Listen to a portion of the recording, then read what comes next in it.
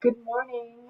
I just wanted to hop on here and make a quick video just to touch base with everyone during this first week of classes.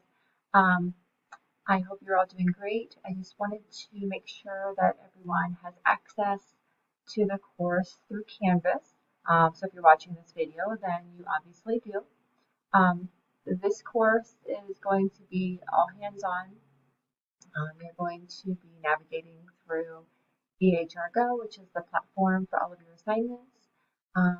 Do not hesitate to get started if you haven't already. There are going to be quite a few assignments that are due each week.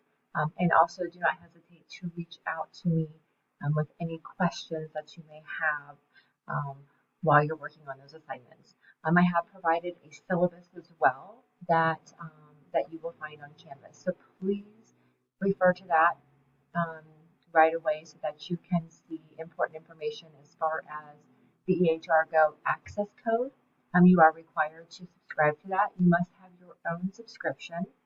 You will not be able to share your access with anybody else.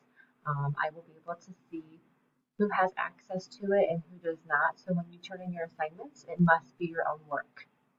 So please make sure you do subscribe to that as soon as possible. There is a fee. I believe the last time I checked, it was $53 for a 12-week subscription. That is a required subscription. And I have provided the student program key as well, which can be found on both the syllabus and as well as on Canvas. So please do that as soon as possible. There is also a final project that will be due on the last day of this 8-week block, which is March 5th. There is no restraint as far as when you complete. So, for example, if you complete Module 1 today, let's say you finish all of the assignments today, you do not have to wait until next Sunday or Monday to start the next module. In fact, I recommend completing them as soon as possible because there are so many assignments.